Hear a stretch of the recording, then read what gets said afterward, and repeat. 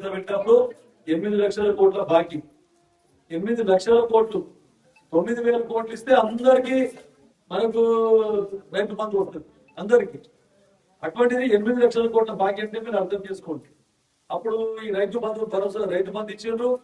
అప్పుడు రోటోవేటర్లు, కల్టివేటర్లు, నాగళ్ళు, తర్వాత స్ప్రేయర్లు, డ్రిప్ ఇరిగేషన్ ఏమి లేవు, స్ప్రింక్లర్లు ఏమి కూడా ఇవ్వలేదు, అన్ని బంద్ చేసి రైతు బంధు ఇచ్చింది. ఇప్పుడు మనం రైతు భరోసా ఇచ్చుకుంటా ఇవన్నీ ఇస్తున్నాం. మనం మండల్ వైజ్ కొన్ని ఇప్పుడు స్టార్ట్ చేసినాం. అందరికీ లాభమయ్యే విధంగా స్ప్రింక్లర్లు కానీ, డ్రిప్ కానీ, రోటోవేటర్లు, కల్టివేటర్స్ అన్ని ఇస్తున్నాం. వ్యవసాయ పనిముట్లు 50% సబ్సిడీ మీద అందరు రైతులకు ఇచ్చే విధంగా మన ప్రభుత్వం కృషి చేస్తుంది. ఇంకా మీ దగ్గర టెక్నాలజీ మీరు ఇంకా ముందుకు వస్తే మీరు 2 లక్షల రూపాయలు కడితే 6 లక్షల రూపాయలు గవర్నమెంట్ ఇచ్చి 8 లక్షల రూపాయలతోని డ్రోన్ వస్తుంది.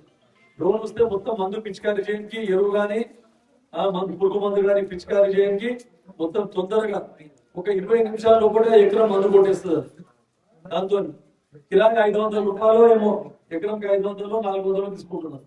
పెద్ద రైతుల వల్ల ముందుకు వస్తే గ్రూప్లోకి వెళ్ళి మహిళలకు సబ్సిడీ మీద అది కూడా ఇవ్వడం జరుగుతాము. ఇన్ని కార్యక్రమాలు చేపడుతున్నాం. మరి ఇంకా కాంగ్రెస్ ఏం చేసిందంటే ఏం చెప్పాలి చెప్పండి, మీరే చెప్పుకోండి. ఆ వస్తాడు ఆయన మాజీ ఎమ్మెల్యే గోపాల్ రెడ్డి వచ్చి కాంగ్రెస్ ఏం చేసింది, మొత్తం వెనుకపోయిందండి. కాంగ్రెస్ పరిపాలన వచ్చినాక మొత్తం వెనుకపోయిందంట. 10 ఏళ్లలో మొత్తం చీకటి చేసి పెట్టేసారు. 8 లక్షల కోట్ల బాకీ చేసింది. అంతకుముందు మొత్తం అన్ని సంవత్సరాలు పరిపాలిస్తే 60,000 కోట్ల బాకీ మనకైంది. అది ఆంధ్రప్రదేశ్ ఉంటే తెలంగాణ ఉంటుంది. 60,000 కోట్ల బాకీ అపోజిట్ స్వతంత్రం వచ్చినప్పటి నుంచి పరిపాలిస్తే, మరి ఇప్పుడు 10 ఏళ్లలోనే 8 లక్షల కోట్ల బాకీ. మరి వాళ్ళ ఏమో మనం మళ్ళీ రోజు తెలంగాణ 10 జిల్లాలు, అవి 23 జిల్లాలు ఉండే, ఎప్పటికి తుఫాను వస్తుండే, పైసల దగ్గర తీసుకపోతుంది. అయినా 60,000 కోట్ల బాకీ, ఇప్పుడు 8 లక్షల కోట్ల బాకీ. మళ్ళా కాంగ్రెస్ ఏం చేసిందంటే ఆయన చెప్తున్నా, ఎప్పటికైనా గోపాల్ రెడ్డి గారు వచ్చి అడిగినప్పుడు చెప్తున్నా, మీ ఊరికి వాళ్ళ ఊరికి కానపురం కూడా రోడ్ వేసింది కృష్ణారెడ్డి గారు అని చెప్పి చెప్తాం. కాంగ్రెస్ ప్రభుత్వం రోడ్ వేసింది. వాళ్ళ ఊరికి సొంత కృష్ణాపురం, కానపురం రోడ్ వేసింది కూడా కాంగ్రెస్ ప్రభుత్వం. వాళ్ళు స్కూల్ కట్టించింది కాంగ్రెస్ ప్రభుత్వం. ఆయన చదువుకునే స్కూలు, వాళ్ళు తాగే నీళ్లు, వాళ్ళు నడిచే రోడ్డు, వాళ్ళు వాడుకునే కరెంటు అన్ని కూడా కాంగ్రెస్ ప్రభుత్వం అయినాయి అని చెప్పి చెప్తాను. కాబట్టి మరొకసారి కాంగ్రెస్ ఏం చేసిందనంటే మీరు వాళ్ళకి జవాబు ఇవ్వాల్సిన అవసరం ఉన్నదని మీకు అందరికి చెప్తూ, ఇంకా ఏ పనులు కూడా మీకు రాజశేఖర్ దానికి ఇందిరా మిల్లు వస్తుపోయినా ఇందులో కృష్ణారెడ్డి గారు సబ్జెక్ట్ ప్రెసిడెంట్ ఉన్నప్పుడు, శివరావు గారు ఎమ్మెల్యే ఉన్నప్పుడు అప్పుడు ఇంటి ఇచ్చినాం, కూడా పెంపుడు ఇంటి ఉండే అప్పుడు. దాని తర్వాత మళ్ళీ కృష్ణారెడ్డి గారు 89 ఎమ్మెల్యే అయినప్పుడు అప్పుడు పట్టం కూడా ఇంట్లో మనం ఇచ్చినాం. దాని తర్వాత రాజశేఖర రెడ్డి గారు ముఖ్యమంత్రి, కిరణ్ కుమార్ రెడ్డి ముఖ్యమంత్రి, అప్పుడు కిషారెడ్డి గారు, సురేష్ రెడ్డి గారు ఎమ్మెల్యే. అప్పుడు మనం మొత్తం స్లాబింగ్లు కట్టించినాం, అందరికి లక్షల రూపాయలు ఇచ్చినాం. కానీ సరిపోతేలేమో ఇప్పుడు మళ్ళీ స్లాబింగ్ ఒక్కొక్కరికి 5-5 లక్షల రూపాయలు మనం ఇస్తా ఉన్నాం. ఇప్పుడు మళ్ళీ చాలా మంది ఇంట్లో కట్టుకోకుండా లాభాలు పోయింది, అవన్నీ మళ్ళీ శాంక్షన్ చేస్తున్నాం.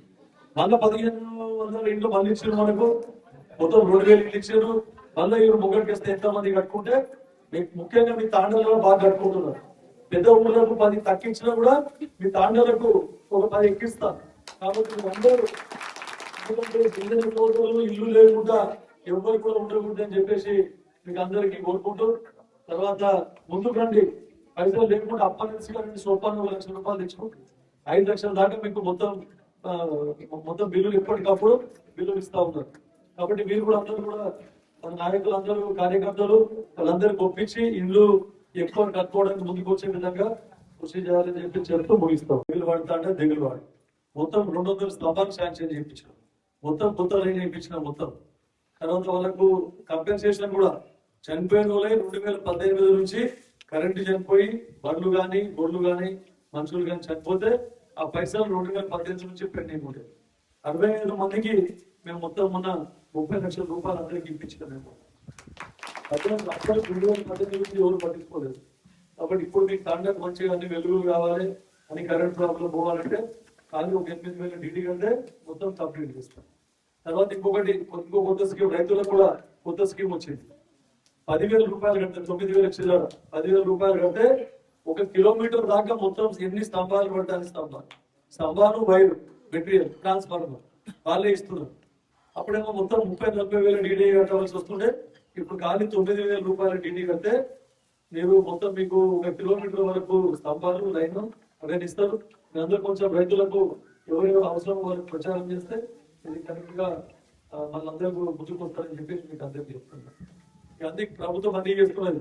ఒక పెన్షన్ ఒకటి ఇప్పుడు మళ్ళీ వచ్చే నెల నుంచి స్టార్ట్ చేస్తామని చెప్తారు. చాలా రోజులు ఎదురు చూస్తున్నాం. ఆ గత ప్రభుత్వంలో అసలు చేస్తామని చేయలేదు.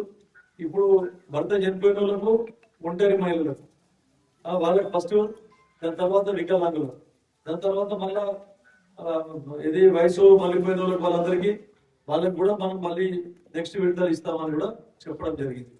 తర్వాత స్కూల్ పిల్లలకు మీకు అందరికీ తెలుసు, ఫస్ట్ డే నాడు రీఓపెనింగ్ పుస్తకాలు వస్తున్నాయి, కాపీలు ఇచ్చారు. యూనిఫామ్ ఒకటి మార్చింది, అది ఒకటి రాలేదు. ఇక ఆ యూనిఫామ్ కూడా ఒక నెల లోపల యూనిఫామ్ కూడా వాళ్ళందరికీ వస్తుంది. తర్వాత వాళ్ళకు బెస్ ఛార్జెస్ కానీ కాస్మెటిక్ ఛార్జెస్ అన్ని పెంచారు. తర్వాత హాస్టల్లో నేను ఫస్ట్ గెలిచినప్పుడు పోయి అన్ని హాస్టల్లో తిరిగితే కనీసం బాత్రూమ్లకు కూడా తలుపులు లేవు. మరి 10 సంవత్సరాలు 8 లక్షల కోట్ల బాకీ చేసి ఏం చేసిందో వాళ్ళకే తెలుసు.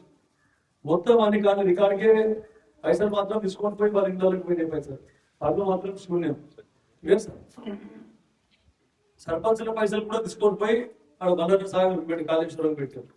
కాబట్టి ఇప్పుడు మళ్ళీ ఒక్కొక్క స్కూల్ కి residential school social welfare residential కానీ, ఎస్టీ వెల్ఫేర్ కానీ, తర్వాత మైనార్టీ ఎవరికి ఉన్నా కూడా మనము తర్వాత కస్తూర్బా స్కూల్ ప్రతి ఒక్క స్కూల్ కి 40 లక్షలు, 50 లక్షలు, 45 లక్షలు, 50 లక్షలు పెట్టి అన్ని రిపేర్ చేపిస్తున్నాం.